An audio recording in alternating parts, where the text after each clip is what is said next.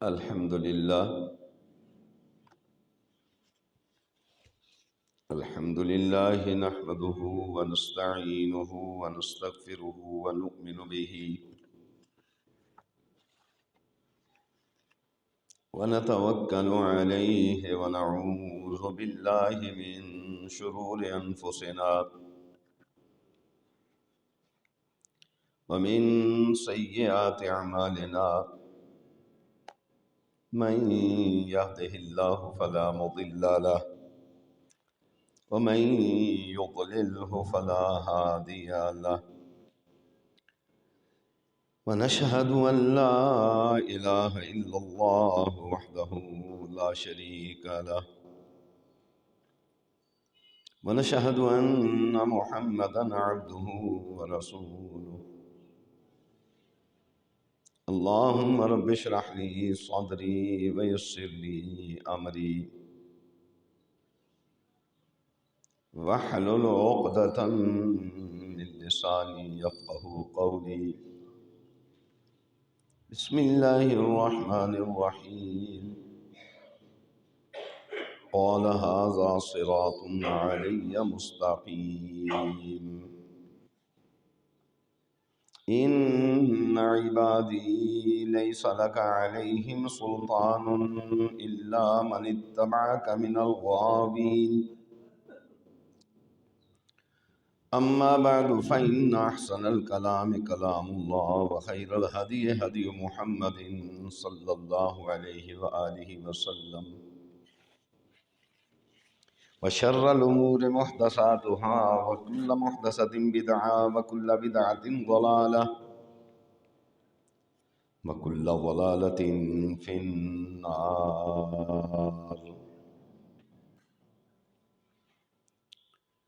اللہ رحیم و کریم کی حمد و ثنا جناب رسول رؤوف الرحیم صلی اللہ علیہ وآلہ وسلم کی ذات بابرکات پہ درود و سلام لا انتہا. جناب آقا کریم صلی اللہ علیہ وآلہ وسلم کی ذات مقدس کے بعد آپ صلی اللہ علیہ وآلہ وسلم کے مقدس صحابہ کی مقدس جماعت پر بھی اللہ کی کروڑ رحمتیں نازل ہوں. محترم، سورہ حجر کی ایک آیت کریمہ کی میں نے تلاوت کی ہے. مفہوم پیش خدمت ہے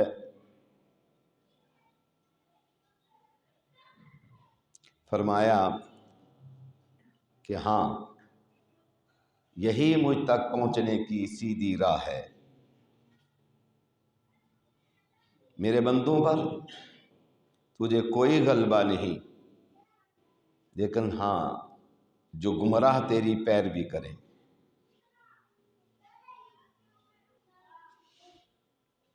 محترم،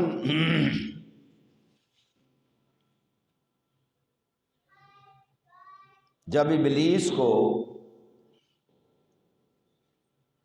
ایک سجدہ نہ کرنے کی پاداش میں تکبر، غرور کی سزا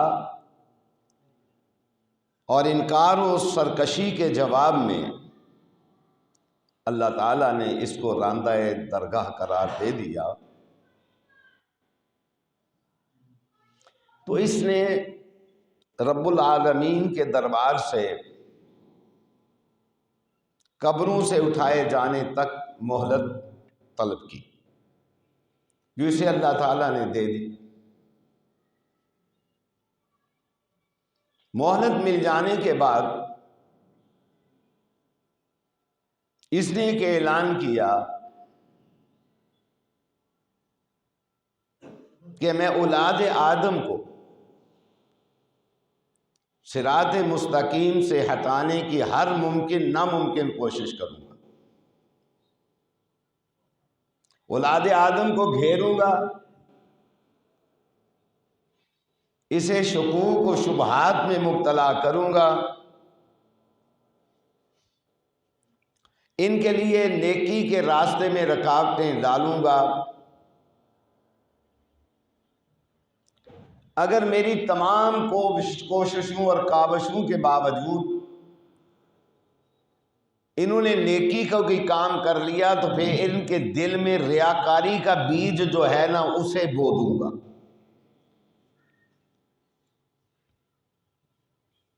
اور یہ ریاکاری کا زہر ایک ایسا زہر ہے جس سے انسان کے تمام اعمال برباد ہو جاتے ہیں. جیسا کہ حدیث میں آتا ہے، فرمایا کہ دن قیامت کے ایک انسان اللہ کی بارگاہ میں اپنا ایک عمل پیش کرے گا تو اللہ تعالیٰ کہیں گے تو نے دنیا کے لیے کیا تھا، آج تجھے میں انہی کے سپرد کرتا ہوں، ان سے جا کے اس کا بدلہ لے لے. یہ ایسا زہر ہے ریاکاری کا. اللہ مجھے اور آپ کو محفوظ رکھے. ہم بعض دفعہ اللہ کی توفیق سے نیکی کرتے ہیں، پھر اس کا چرچا بھی بہت کرتے ہیں کہ ہم نے یوں کیا، ہم نے یوں کیا.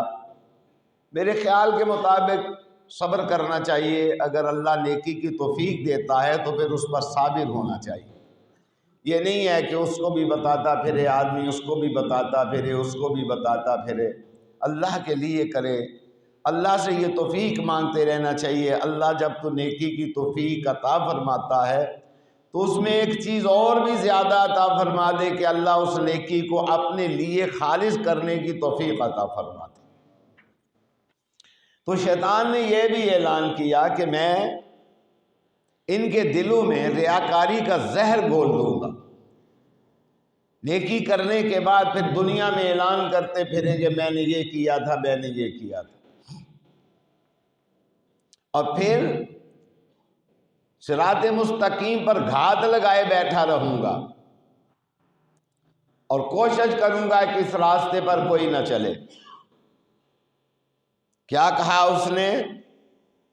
سورہ اعراف دیکھیے، کہنے لگا قال فبما اغویتنی لاقعدن لهم صراطک المستقیم ثم لآتینہم من بین ایدیہم ومن خلفہم وعن ایمانہم وعن شمائلہم ولا تجد اکثرہم شاکرین. شیطان نے کہا اب جب کہ میں تیری طرف سے مردود ٹھہرایا جا چکا ہوں، گمراہ قرار دیا جا چکا ہوں، تو میں اولاد آدم کو بھی گمراہ کرنے کے لیے پوری کوشش کروں گا. صراط مستقیم پر بیٹھ جاؤں گا اور ان کے سامنے سے آؤں گا، پیچھے سے آؤں گا، دائیں سے آؤں گا، بائیں سے آؤں گا، اور کوشش کروں گا کہ وہ شکر گزار بندے نہ بنے. تو اس کے جواب میں اللہ تعالیٰ نے ارشاد فرمایا، بات یہ ہے قال ھذا صراط علی مستقیم، فرمایا مجھ تک پہنچنے کی سیدھی راہ جو ہے اس کو کوئی بند نہیں کر سکتا. ہاں اگر کوئی چلنا چاہے تو، اگر کوئی پہنچنا چاہے تو، راستہ تو بتلا دیا گیا کہ ایک آدمی نے اگر لاہور جانا ہے تو یہ راستہ اختیار کرے، اگر جان بوجھ کے وہ ٹیڑھا راستہ اختیار کرتا ہے تو وہ وہاں منزل پر نہیں پہنچ سکتا. فرمایا قال ھذا صراط علی مستقیم، فرمایا ہاں یہی مجھ تک پہنچنے کا سیدھا راستہ ہے. ان عبادی، اے شیطان یاد رکھ، جو میرے غلام ہیں، جو میرے فقیر ہیں، جو میرے گداگر ہیں، ان عبادی، جو میرے بندے ہیں، لیس لک علیہم سلطان، تیری ان پر کوئی بات چلنے والی نہیں ہے، تیرا شکار کا تیر ان تک پہنچنے والا نہیں ہے. من الا من اتبعک من الغاوین، ما سوائے ان لوگوں کے جو تیرے راستے پر چلنا پسند کرتے ہیں. اب آئیے آگے بڑھتے ہیں. نبی کریم صلی اللہ علیہ وآلہ وسلم جب دنیا سے جانے لگے تو انہوں نے ایک چیز ہمیں سمجھائی کہ سیدھا راستہ کیا ہے. اس کو بھی تو سمجھنا چاہیے نا. کہ سیدھا راستہ کیا ہے، کون سا ہے، اس کو پہچاننے کا طریقہ کیا ہے۔ آپ نے فرمایا ترکت فیکم امرین، یہ ہے ترکت فیکم امرین، میں تم میں دو چیزیں چھوڑے جا رہا ہوں۔ ترکت فیکم امرین لن تضلوا، اگر تم یہ چاہتے ہو کہ راستے سے نہ بھٹکو، اگر تم یہ چاہتے ہو کہ منزل مقصود پر تم پہنچ جاؤ، اگر تم یہ چاہتے ہو کہ تم کامیاب ہو جاؤ، فرمایا لن تضلوا ما تمسکتم بہما، تو تم کبھی بھی گمراہ نہیں ہوں گے اگر تم ان دو چیزوں کو مضبوطی سے تھام لو۔ فرمایا وہ کون سی ہیں؟ کتاب اللہ، اللہ کی کتاب، کتاب اللہ، اللہ کی کتاب۔ اور تو قرآن میں کیا فرمایا؟ فرمایا وَاعْتَصِمُوا بِحَبْلِ اللَّهِ جَمِيعًا وَلَا تَفَرَّقُوا وَاذْكُرُوا نِعْمَةَ اللَّهِ عَلَيْكُمْ۔ کتاب اللہ، نبی پاک فرماتے ہیں کتاب اللہ، اللہ فرماتے ہیں وَاعْتَصِمُوا بِحَبْلِ اللَّهِ وَاعْتَصِمُوا بِحَبْلِ اللَّهِ وَاعْتَصِمُوا بِحَبْلِ اللَّهِ، کتاب اللہ۔ اگر تم یہ چاہتے ہو کہ تم گمراہ نہ ہو جاؤ، راستے سے نہ بھٹک جاؤ، منزل مقصود پر پہنچ جاؤ، اور مومن کی منزل کون سی ہے؟ جنت ہے۔ فرمایا وہ کیا ہے؟ لن تضلوا ما تمسکتم بہما، کتاب اللہ، وہ اللہ کی کتاب ہے جو صافی چشمہ ہے، جو آب زمزم سے بھی اعلیٰ قسم کا چشمہ ہے۔ فرمایا ما تمسکتم بہما کتاب اللہ، فرمایا اور اس کو سمجھنے کے لیے وسنت رسولہ صلی اللہ علیہ وآلہ وسلم، فرمایا اس کو سمجھنے کے لیے محمد کریم صلی اللہ علیہ وآلہ وسلم کا طریقہ کار جو ہے اس کو اپنانا ہوگا، پھر کتاب اللہ کی سمجھ آئے گی۔ نبی پاک صلی اللہ علیہ وآلہ وسلم نے جب یہ بات فرما دی تو ہمیں سمجھ آئی کہ سیدھا راستہ کہاں سے ملے گا۔ اب ہوا کیا، ہمارے ہاں یہ ایک بیماری پیدا ہو گئی، یا کر دی گئی، یا جان بوجھ کے کر دی گئی، کہ ہم نے کئی راستے بنا لیے۔ ایک اٹھا، اس نے کہا کہ 4 امام ہیں، چاروں میں سے کسی ایک کو لے لو۔ اب اس پر بس نہیں ہوئی، یہاں پر نہیں رکے، اب آگے بڑھے۔ اب جب آگے بڑھ گئے لوگ تو انہوں نے کیا کہا؟ پہلے تو صرف 4 امام کا مسئلہ تھا کہ جناب امام ابو حنیفہ رحمۃ اللہ تعالی علیہ، جناب امام شافعی رحمۃ اللہ تعالی علیہ، جناب امام مالک رحمۃ اللہ تعالی علیہ، جناب امام احمد بن حنبل رحمۃ اللہ علیہ۔ یہاں تک بات رکی نہیں، جب ایک دفعہ ایک سوراخ کسی نہر میں کھل جائے اور اس کو بند نہ کیا جائے تو پھر جناب سوراخ در سوراخ کھلتے چلے جاتے ہیں۔ اب یہ بات تو تھی 4 اماموں تک، اب لوگ یہاں بھی مطمئن نہیں رہے۔ لوگوں نے کیا کیا؟ انہوں نے کہا کہ نہیں ہم تو جناب نقش بندی ہیں، نہیں جناب ایک اور گروہ اٹھا، اس نے کہا نہیں ہم سہر وردی ہیں، جناب ایک اور گروہ نکلا، انہوں نے کہا جناب ہم چشتی ہیں، ایک اور گروہ اٹھا، اس نے کہا ہم سہر وردی ہیں، ایک اور گروہ اٹھا، اس نے کہا ہم قادری ہیں، ایک اور گروہ اٹھا، اس نے کہا ہم نظامی ہیں، ایک اور گروہ اٹھا، اس نے کہا ہم سیفی ہیں۔ یعنی اس کو کہاں تک بیان کیا جائے، کہاں تک کہا جائے، کہاں تک سنا جائے، کہاں تک سنایا جائے۔ اگر 4 اماموں پر رک جاتے تو ہم کہتے کہ چلو کوئی رک گیا ہے، رکاوٹ پیدا ہو گئی ہے، ان پر بھی متفق نہ رہی یہ قوم، یہ آگے چلتے چلے گئے، پھر یہ نسبتیں اور پھیلی، اتنی پھیلی کہ ان نسبتوں نے گمراہیوں کا راستہ کھول دیا۔ اب آپ دیکھیں، سب سے پہلی بات یہ ہے، اگر 4 راستے کھلنے ہوتے تو ابو بکر صدیق کا راستہ ہوتا، بات سمجھیں، عمر، عثمان، حضرت،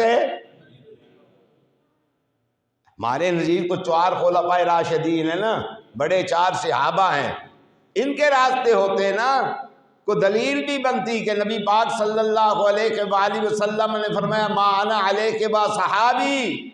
بات سمجھیں ذرا، جب ان کے ناموں پر کوئی فرقہ ایجاد نہ ہوا نہ صحابہ نے کیا.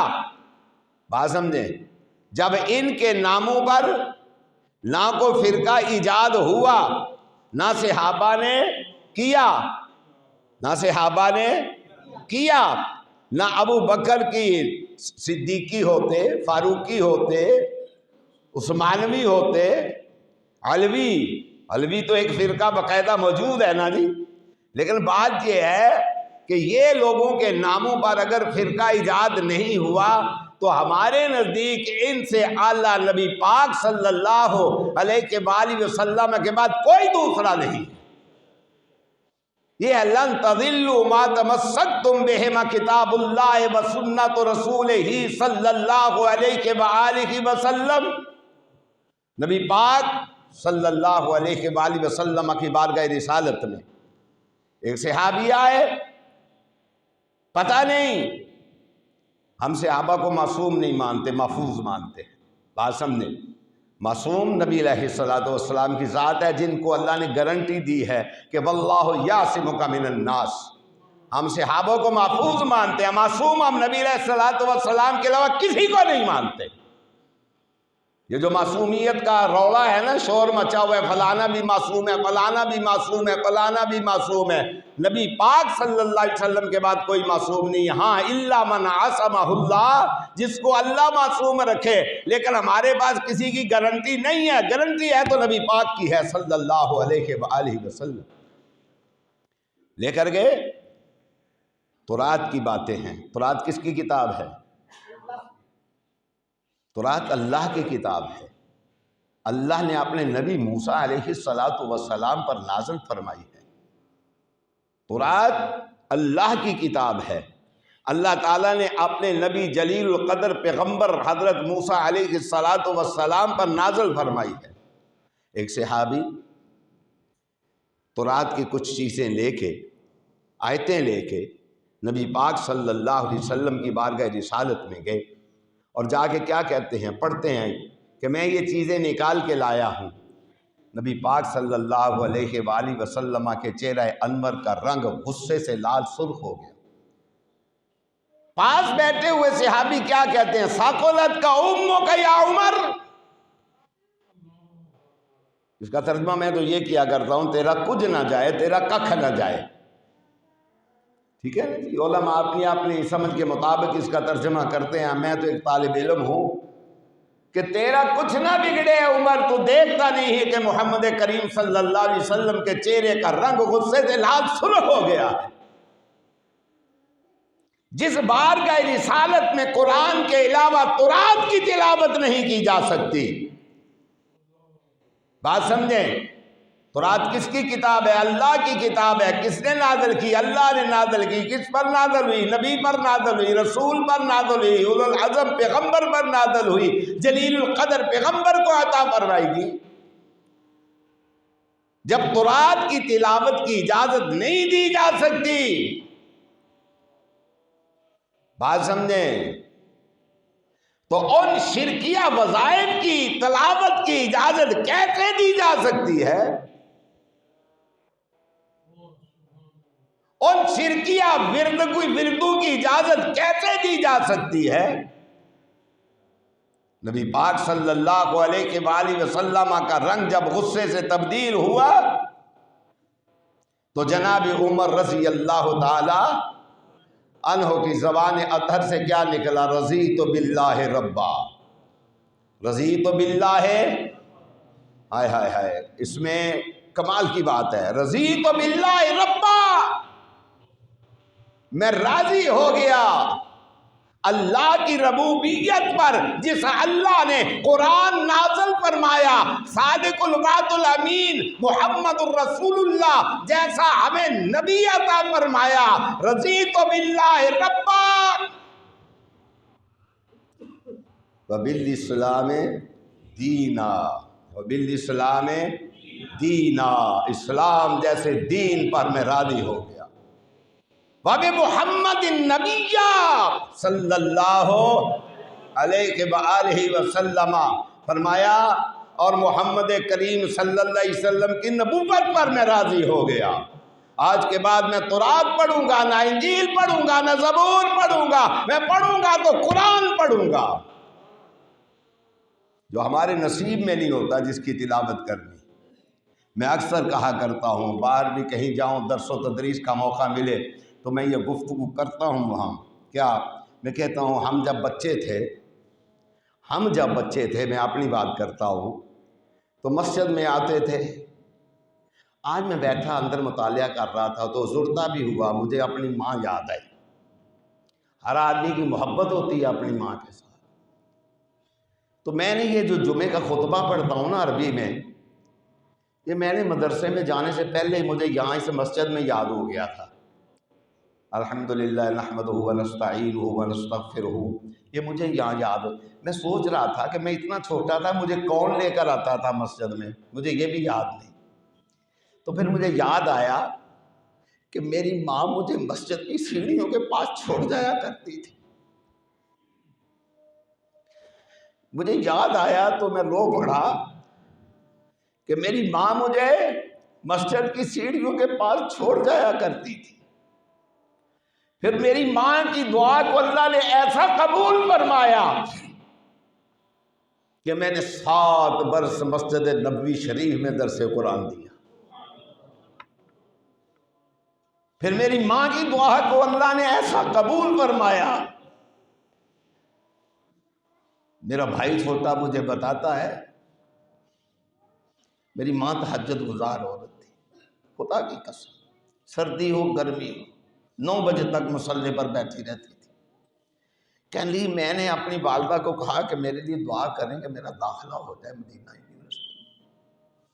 تو میرا چھوٹا بھائی مجھے بتاتا ہے تہجد کے ٹائم میں نا اپنے سر سے دوپٹہ اتار کے اللہ کو کہہ رہی تھی، اللہ میرا سفید سر ہے اس کی لاج رکھ دینا، اللہ میرے سر کے بال سفید ہیں ان کی لاج رکھ دینا، اللہ میرے بیٹے کو مدینے پہنچا دے۔ تو یہ بات مجھے یاد آ رہی تو اندر بیٹھا میں مطالعہ کر رہا تھا تو میں نے دعا مانگنی شروع کر دی۔ اللہ نے پھر ایسا مجھ پر کرم کیا کہ 7 برس میں مسجد نبوی شریف میں درس قرآن دیتا رہا۔ 7 برس میں نبی کریم صلی اللہ علیہ وسلم کے روضہ شریف پر بطور پہرے دار سمجھ لیں ڈیوٹی کرتا رہا، اور میں آپ کے جس طرح پاؤں مبارک ہیں میرا یہ کندھا دایاں کندھا اس طرف لگا کے دیوار کے ساتھ میں بیٹھا رہتا۔ پھر ایسی دعا قبول ہوئی، میں آپ کے جہاں صاحب صفہ کا چبوترا ہے اس کے سامنے ایک جگہ ہے، وہاں بیٹھ کے پھر میں قرآن کی منزل یاد کرتا، اور شام کو جا کے نماز تراویح امیر حمزہ کی مسجد میں جبل احد پر پڑھاتا رہا۔ ماؤں میں بڑا فرق ہوتا ہے۔ تو میں نے یہ سوچ رہا تھا اندر خطبہ کی تیاری کرتے ہوئے، تو پھر مجھے یاد آیا کہ میری ماں مجھے مسجد کی سیڑھیوں کے پاس چھوڑ جایا کرتی۔ اس بچپنے میں میں نے یہ عربی کا خطبہ یاد کیا تھا۔ آج کی ماؤں کے پاس تو فرصت ہی نہیں ہے نا، خود بھی لگی ہوتی ہیں اس پر، اور جناب اولادوں کو بھی لگایا ہوا ہے اسی پر، اسی کام میں لگی ہوئی ہیں۔ نہ انہیں خامن کا احترام ہے، نہ گھر کا احترام ہے، نہ ماں کا احترام ہے، نہ باپ کا احترام ہے۔ پھل کیسے لگے گا ایسی اولادوں کو؟ پھل کیسے لگے گا؟ ان اولادوں کو پھل لگتا ہے جن کے ماں باپ تہجد کے وقت اٹھ کے کہتے ہیں اللہ ہمارے سفید بالوں کی لاج رکھ لے، اللہ ہماری اولادوں کو کامیاب کر۔ باپ بھی سویا ہوا ہے، ماں بھی سوئی ہوئی ہے، بچہ بھی سویا ہوا ہے، اور شیطان ان کی ناک میں پیشاب کر رہا ہے۔ یہ کیسے چلے گا معاشرہ؟ کیسے چلے گی بات؟ میں بات کر رہا تھا نبی کریم صلی اللہ علیہ وآلہ وسلم نے ارشاد فرمایا لن تضلوا ما تمسکتم بہما کتاب اللہ و سنت رسولہ صلی اللہ علیہ وآلہ وسلم۔ لوگو سنو، بات کسی اور طرف نکل جائے گی، میں نہیں چاہتا، نبی پاک صلی اللہ علیہ وسلم کو جب ماں کی قبر کی زیارت کی اجازت ملی نا تو آپ اتنا روئے وہاں، اتنا روئے کہ میں بیان نہیں کر سکتا۔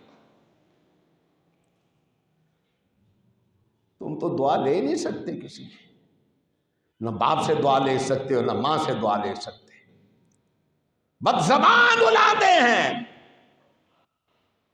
بد کردار اولادیں ہیں،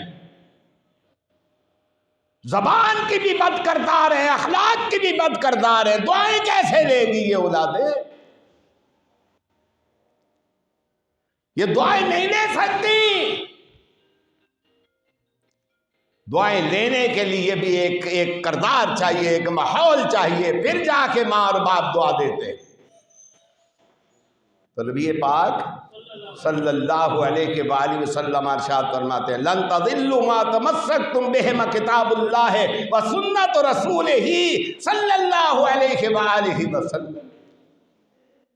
کتاب اللہ کی طرف تو ہم آتے نہیں، ہم کسی کے پاس آپ چلے جائیں، اللہ میری پریشانیاں بھی دور فرمائے، آپ کی پریشانیاں بھی دور فرمائے، سمجھ ایک ہی بات کی آئی ہے کہ اللہ کا دروازہ نہیں چھوڑنا چاہیے، چاہے مصیبتوں کے اندھیرے ہوں، طوفان ہو، پریشانیاں ہوں، بیماریاں ہوں، دکھ ہوں، درد ہوں، تکلیفیں ہوں۔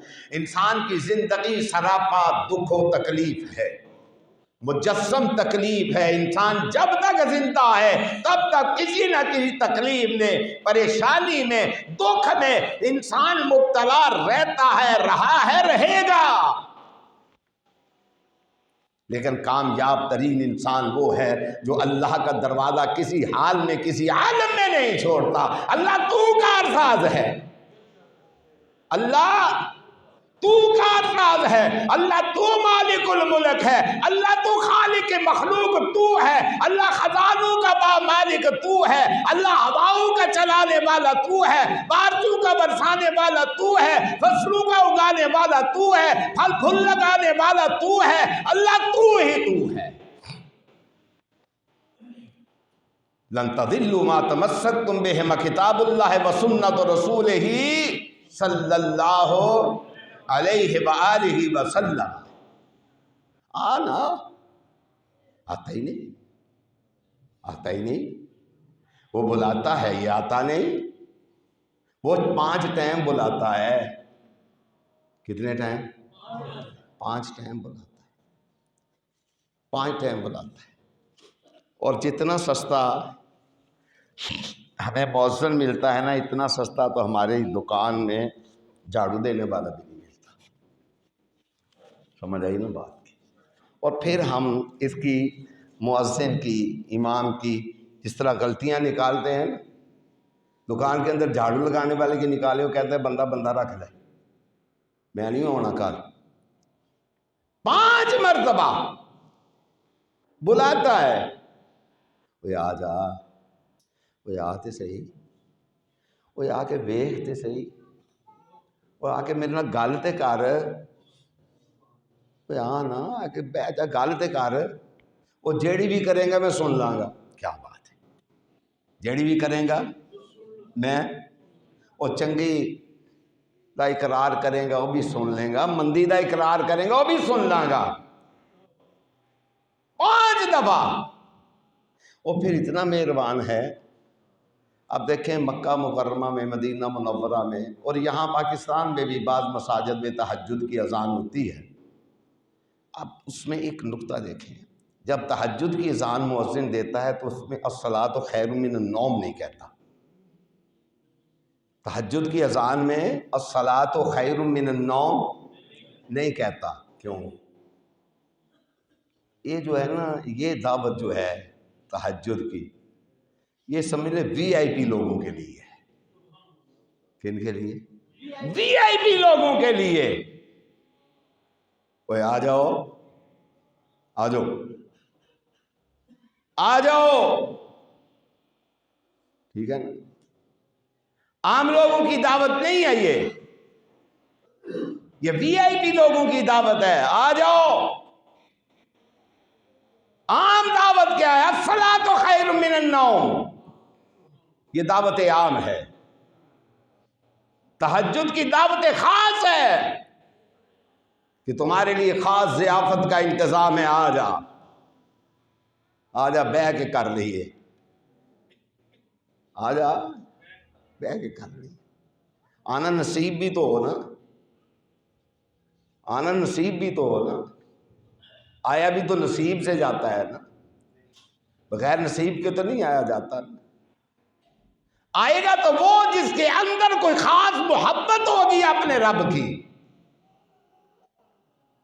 آپ دیکھیں نبی پاک صلی اللہ علیہ وآلہ وسلم کو سیدہ عائشہ صدیقہ طاہرہ مطہرہ صلوات اللہ سلام اللہ علیہا ارشاد فرماتی ہے کہ آپ کے پاؤں پہ ورم آ گیا ہے، سوج گئے ہیں، اور آپ اللہ کے لیے قیام کیے ہوئے ہیں۔ کون؟ جو معصوم ہیں۔ کون قیام کیے ہوئے ہیں؟ جو معصوم ہیں، جن کے بغیر پہلے کوئی جنت میں جانے والا، جو جنت کا دروازہ کھلوانے والے ہیں، جو جنت کا دروازہ کھلوانے والے ہیں، وہ قیام کرتے ہیں، اس قدر قیام کرتے ہیں کہ پاؤں مبارک پہ ورم آ جاتا ہے، پاؤں مبارک سوج جاتے ہیں، اور صحابہ انہیں دیکھتے ہیں کھجور کی چٹائی پہ، بدن مبارک، بدن اطہر، جسم مقدس، جسم مکرم، جسم معزز، چٹائی کے نشان پڑ گئے ہیں۔ اور آرام دہ گدوں پہ سونے والوں، وہ جسم، اس جسم پر جب دیکھا کہ چٹائی کے نشان پڑ گئے ہیں، صحابہ کی آنکھوں میں آنسو آ گئے کہ اللہ کے رسول کیسر و کسریٰ کے دربار میں گئے، ہم نے دیکھا کہ جہاں بڑے آراستہ کمرے، پیراستہ کمرے، بڑے خوبصورت بیڈ، بڑی اعلیٰ قسم کی چیزیں، اور آپ کا جسم اطہر۔ فرمایا او میرے صحابی، میں تو ایک مسافر ہوں، اور تجھے بھی وصیت کرتا ہوں، کن فی الدنیا کأنک غریب وعابر سبیل، ایسی زندگی گزار جا۔ پہلے کہا کن فی الدنیا کأنک غریب، ایسی زندگی گزار جیسے مسافر پردیسی گزارتا ہے۔ اچھا، اس سے پھر آگے بڑھ کے باریک نقطہ بیان کیا ہے، فرمایا وعابر سبیل، وہ پردیسی تو پھر قیام کرتا ہے، کہیں جاتا ہے اسے اپنا گھر بنا لیتا ہے، اپنی رہائش کا انتظام و بندوبست کرتا ہے۔ فرمایا وعابر سبیل، مسافر تو کہیں بھی انتظام نہیں کرتا، وہ تو راہ گزر ہوتا ہے، کہیں کھانا جیسا تیسا ملا راستے میں کھا لیا، زہر مار کیا، پھر آگے چل پڑا، وہ تو چلتا ہی رہتا ہے۔ فرمایا تو چلتا چلتا رہے، اللہ تیرے لیے پھر آسانیاں پیدا کر دے گا۔ میں محمد صلی اللہ علیہ وسلم اگر اللہ سے چاہوں تو اللہ جبل احد کو سونے کا بنا دے گا۔ کس کا بنا دے گا؟ سونے کا بنا دے گا۔ یہ جو مڈل ایسٹ ہے نا، 4-5 ریاستیں، یہ جو موجیں کر رہی ہیں نا، یہ توحید کی برکت سے کر رہی ہیں، صرف، اور کوئی کام نہیں ہے ان میں۔ یہ میں صاحب کو آپ کو بتا دوں، ہم کو دانے تو نہیں لیتے نا کسی سے، وہ جو موج کر رہے ہیں نا، صرف ایک چیز پہ پختہ ہے، وہ ایک چیز ان کی پختہ ہے، وہ ہے اللہ کی توحید۔ لن تضلوا ما تمسکتم بہ کتاب اللہ، آپ کبھی نہیں سنیں گے وہاں پر یہ چشتی ہے، یہ قادری ہے، یہ سہروردی ہے، یہ فلانا ہے، یہ فلانا ہے، یہ فلانا، نہیں، کچھ بھی نہیں۔ جب بھی ان سے بات کریں تو وہ کہتے ہیں میں کافی عرصہ آ رہا ہوں، تو ہمیشہ فون مجھے آتے، یعنی بوڑھی بوڑھی بدو عورتیں، پہاڑی عورتیں فون کر کے مسئلہ پوچھتی، تو اس انداز سے پوچھتی، کہنے لگی وہ مسئلہ بتانا جو اللہ اور اللہ کے رسول کا حکم ہے، بس تیسری بات نہیں۔ وہ ساتھ مسئلہ پوچھتے ہوئے بدو پہاڑ کی عورتیں، ان پڑھ، فون آتا مسئلہ پوچھتی اور ساتھ یہ مجھے کہتی کہ وہ مسئلہ بتانا جو اللہ رسول کا حکم ہے، تیسری بات نہیں چاہیے۔ یہ اس لیے اللہ پھر وہاں اپنی برکتیں نازل فرماتا ہے۔ اور میں نے غالباً پچھلے خطبے میں کہا تھا، یہ ملک غریب ملک نہیں ہے، بھوکا ننگا ملک نہیں ہے۔ ہو کیا رہا ہے؟ انا ونڈے ریوڑیاں پہنچوں اپنے ان، ٹھیک ہے نا جی؟ یہ درجہ 18ویں ملازم کے اتنے بڑھا دو، 19ویں ملازم کے اتنے بڑھا دو، وزیر کی تنخواہ اتنی بڑھا دو، پارلیمنٹین جو ہیں ان کے پیسے اتنے بڑھا دو، فلانے کی اتنے بڑھا دو، اس کو 3000 لیٹر پٹرول اس کو دے دو، اس کو اتنی گیس دے دو، انیاں دے ہاتھ آ گیا سب کچھ، تگے ٹنڈ لگے ہے سارا کام۔ یہ ملک غریب نہیں ہے، یہ بالکل ملک غریب نہیں ہے۔ فرق صرف اتنا ہے کہ ابھی تک کوئی ایسا بندے دا پتر نہیں آیا جس بندے دے پتر نو اے پتا ہوئے کہ اس ملک دے اندر عوام بھی رہندی ہے، انہوں نے پتا ہے کہ اس ملک دے اندر اسی رہنے ہیں، اسی 1 کروڑ بندے دا بوجھ اس ملک دی غریب عوام نے چکے ہیں۔ تو خیر میں بات کر رہا تھا، اب وہاں دیکھیں جا کے، مڈل ایسٹ میں دیکھیں جا کے، اور بلکہ یورپین کو دیکھیں، وہاں عمر لا ہے، نام ہی اس کا انہوں نے رکھا ہوا ہے عمر لا۔ اور یہ جو عمر کے نہ ماننے والے ہیں یہ بھی وہاں جا کے عمر کے نام پر پیسے کھاتے ہیں، کہنا ہم نہیں لیتے، ہم تو عمر کو مانتے نہیں، ہم تو عمر کو مسلمان نہیں مانتے۔ تم پر برکتیں کیسے اتریں گی جس ملک کے اندر رہنے والے لوگ عمر کو مسلمان نہ مانے، ابو بکر کو مسلمان نہ مانے، عثمان کو مسلمان نہ مانے۔ آپ چاہتے ہیں کہ آپ پر برکتیں نازل ہوں، رحمتیں نازل ہوں؟ نبی پاک صلی اللہ علیہ وآلہ وسلم کو گوارا نہیں ہے کہ ابو بکر کو کوئی ناراض کر دے، ذرا یہ موضوع نہیں ہے۔ فرمایا لن تضلوا ما تمسکتم بہما کتاب اللہ و سنت رسولہ صلی اللہ علیہ وآلہ وسلم۔ ہم تو کمزور لوگ ہیں، ہم اپنا پیغام آپ تک پہنچا سکتے ہیں، آپ کا کام ہے اس پیغام کو آگے پہنچا دینا۔ نبی صلی اللہ علیہ وآلہ وسلم صحابہ کو وصیت فرمایا کرتے تھے، فرماتے تھے جو مجھ سے ایک آیت سنتے ہو نا یا حدیث سنتے ہو، بلغوا عنی ولو آیہ، فرمایا مجھ سے جو سنا ہے دوسرے تک پہنچا دو۔ یہ آپ کی گردن پر بوجھ ہے، اس کا نہ پہنچانا یہ بوجھ ہے، اپنے گھروں میں پہنچاؤ۔ اکثر ہم نے دیکھا ہے بعض لوگ ہمارے پاس آتے ہیں جنازہ پڑھانا ہے، جی آپ نے جنازہ پڑھا دیا، اچھا وہ جاتا نہیں ہے اندر سے نا، وہ بیماری نہیں جاتی لوگوں کی۔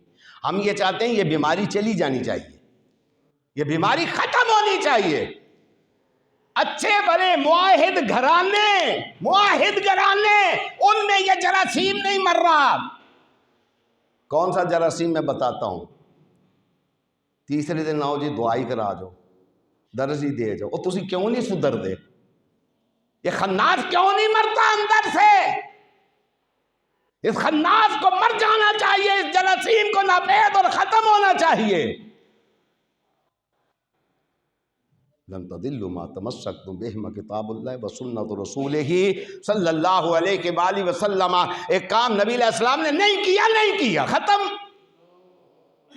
دنیا کو راضی رکھتے ہو، دنیا تو نہیں راضی ہوتی۔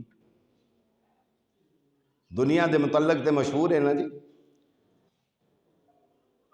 اور میں دنیا نو دو طرف نے، داتری نے ایک طرف دندہ ہوندہ ہے تے دنیا نو یہ تو نہیں راضی ہوندی۔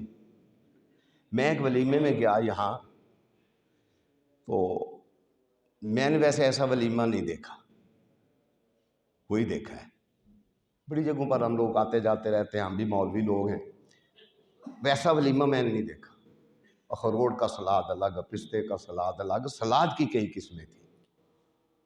سلاد کی کئی قسمیں، 8-10 قسم کا سلاد تھا۔ حیران ہو گیا میں کہ یہ لوگ کس طرح پیسہ خرچ کرتے ہیں۔ تو باہر بیٹھے ہوئے اسی شہر کے اچھے بھلے سیاستدان تھے دو، وہ کہہ رہے یار کچنا ہی آؤندیاں تھن گئیاں، اس نے اتنا پیسہ لگا دیا اور انہوں نے باہر بیٹھ کے اس کا نقص نکال دیا۔ تو میں گزر رہا تھا، میں مسکرایا، مجھے کہنے شاہ جی تسی ہس پے ہو، میں کہا میں ہسنا تے ہے نا، انہیں اپنا پورا زور لا دیتا ہے، تساں باہر بہ کے وہ کی کر دیتا ہے، نقص کٹ دیتا ہے۔ کی کر دیتا ہے؟ نقص کٹ دیتا ہے۔ کوئی گل نہیں، دنیا نہیں راضی ہو سکتی۔ اللہ کو کیوں ناراض کرتے ہو؟ اللہ کو کیوں ناراض کرتے ہو؟ کیا کہتے ہیں ہمیں؟ جنازہ بنانا ہے۔ مینوں ناصر مدنی دی گل یاد آ گئی، چلو سنجیدہ گفتگو دی گل۔ ناصر مدنی کدھر؟ ناصر مدنی دا پتہ ہے؟ وہ یہو جہاں تمہیں سارے پتا ہوتا ہے، ٹھیک ہے نا؟ ناصر مدنی نکاح پڑھا رہے، نکاح پڑھا رہا انہیں آخیا، مینوں بھی ایک گل یاد اس لیے آئی، کہنا جڑے مولوی نو دین دی واری آتی ہے تے آندے نے جنج غریب ہے۔ جڑ ویلے مولوی نو دین دی واری آتی تو کی آندے نے؟ جنج غریب ہے۔ تو میں ایک ایسا مینوں گل اپنی یاد آئی، ایک گھر دے نکاح میرے کو 15-20 پڑھائے نے، ہیٹھ اتتے۔ میں بھی ایک دیہڑے میرے دل چ آئی، میں کہا یار انہوں کدی نہیں کسی نے پوچھا بھائی مولوی صاحب نو قاری صاحب نو بھی کچھ دینا ہے کہ نہیں۔ وہ جیسے میں سوچتا سے میں گل صاف ہو گئی۔ وہ جڑا انہاں دا سی نا آگو، انہیں جا کے پیسے لے مڑے والے کو، کی لے؟ پیسے لے کے نہ تو لے ادھے کیتے، کچھ انہیں جیب چ پا لے تے کچھ انہیں نکاح رجسٹرار نو لیا کے دے دیتے۔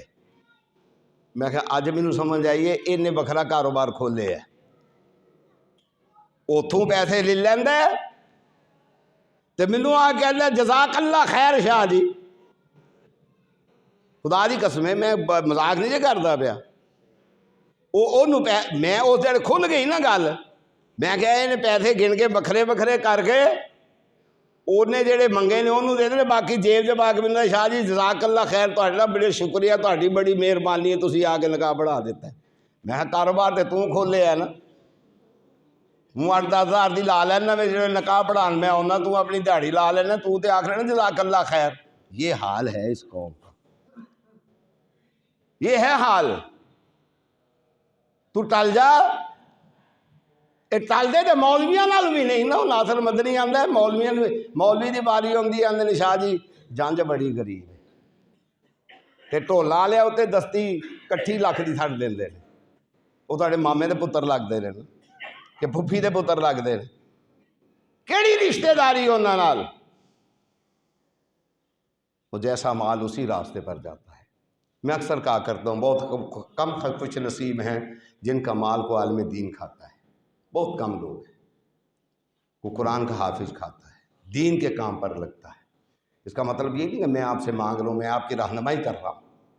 بہت کم لوگ ہیں، نہیں تو جناب اتنے ہی لگے گا۔ میں گالے کردا تھا پہ لن تضلوا ما تمسکتم بہما کتاب اللہ و سنت رسولہ۔ جنازے کے لیے ہمیں بلاتے ہیں، ہم جاتے ہیں، جنازہ پڑھانا سنت ہے اور ثواب بھی ہے۔ اچھا پھر کہنے کے بعد کئی بندے میرے کان چ کہیں گے ادھر اعلان تے کر دیو، بھی کہدا اعلان کر دی؟ اے دعا دا۔ میں نے آپ ہی کر، آپ ہی کر۔ یہ جو جنازہ پڑھا گیا ہے یہ دعا نہیں تھی۔ نبی پاک صلی اللہ علیہ وآلہ وسلم کا فرمان ہے اذا صلیتم علی المیت فاخلصوا له الدعاء۔ میت پر جب نماز جنازہ پڑھاؤ تو اتنی مخلصانہ دعا مانگو کہ امید ہو جائے کہ اللہ نے اس کو معاف کر دیا۔ وہ تو ان مولویوں کو آتی نہیں۔ اور جنازگاہ میں جا کے دیکھیں، درود شریف میں اپنی دخل اندازی کیا نبی پاک صلی اللہ علیہ وسلم استغفر اللہ، اللہ مجھے معاف کر دے، اللہ مجھے معاف کر دے، اللہ مجھے معاف کر دے، بتانا بھول گئے تھے؟ اللہم صلی علی محمد وعلی آل محمد کما صلیت آگے ورحمت و ترحمت و پتہ نہیں کیا کیا اضافہ کیا ہوا ہے درود شریف کے اندر. یہ جنازے میں یہ درود شریف پڑھنا، یہ تیرے باپ نے بتلایا ہے، یہ اللہ کے رسول کا بتلایا ہوا درود نہیں ہے. لن تضلوا ما تمسکتم بہما کتاب اللہ وسنت رسولہ. پھر کیا ہے؟ سبحانک اللہم وبحمدک وتبارک اسمک. آگے کیا ہے؟ وجل ثناؤک. اور بول کے مولوی کہتا ہے جناب جل ثناؤک پڑھے آ جے. وہ دعا تو تینوں جنازے دی آؤندی نہیں ظالمہ، دعا تے جنازے دی تینوں آؤندی نہیں، اوہ تے تینوں علم نہیں، تے جل ثناؤک کتھوں کڑ لے آئی؟ وہاں بڑی علمیت بتاتا ہے. ادھر ہاتھ سلام پھیرے آتے اے ہاتھ چھاڑ دیں، ادھر پھیرے آتے اے ہاتھ چھاڑ دیں. ایک طرف سلام پھیرے آدمی نماز سے نکل جاتا ہے. یہ تو نے کہاں سے نکال لیا ہے؟ مدینہ منورہ مکہ مکرمہ میں ایک طرف سلام پھیرتے ہیں، آدمی نکل جاتا ہے. یہ صحیح حدیث میں موجود ہے. جب آدمی فرضی نماز میں بھی ایک طرف سلام پھیر لے وہ نماز سے خارج ہو جاتا ہے، وہ نماز میں نہیں رہتا. سمجھ آئی نا بات کی؟ یہ کہتا ہے ایک طرف سلام پھیرے آتے اے ہاتھ چھاڑ دی، دوسری طرف پھیرے آتے اے ہاتھ چھاڑ. کہاں ہے دلیل؟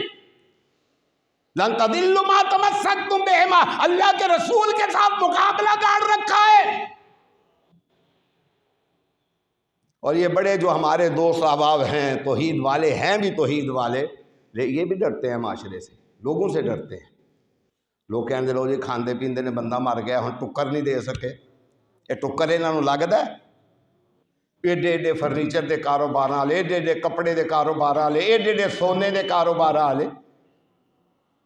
ایک سنیارے دا جنازہ پڑھایا میرے کان میں شاہ جی میں جی پرسوں دا کی کرنا ہے؟ میں نبی علیہ السلام نے کچھ کیتا اس نے تم ہی کر لے. پرسوں میں کٹے کو پیسہ نہیں نہ کھلون دینا. پیسہ بھی بڑی موزی چیز ہے، یہ بندے نوں ڈنگ مارتا ہے. تے جے انہوں نے آکھی نا کتنے مسجد بھی پان دی 4 پیسے دیو، اینج خود ہی کھرکدے نے، پھر اینج کر کے اینج کر کے پھر کئی اینج کرتے ہیں. وہ طرح بڈھی دا آپریشن کرانا تھی، اللہ ہی تیری بڈھی نوں شفا دے. تے یہو جے کام کرنے ہون جڑے اللہ رسول دے خلاف نے، پھر تگڑے ہوندے نے کرن واسطے. یاد رکھیا جے اگر ہدایت چاہتے ہو تو اللہ کی کتاب اور نبی صلی اللہ علیہ وسلم کی سنت، نبی صلی اللہ علیہ وسلم کی، اسی میں ہدایت ہے. کوئی کسی چیز میں ہدایت نہیں ہے. اور جو شخص اس کو چھوڑ دے گا وہ گمراہی کی موت مرے گا. اللہ سے دعا کرتا ہوں اللہ ہم سب کی صحیح رہنمائی فرما. وآخر دعوانا الحمدللہ رب العالمین.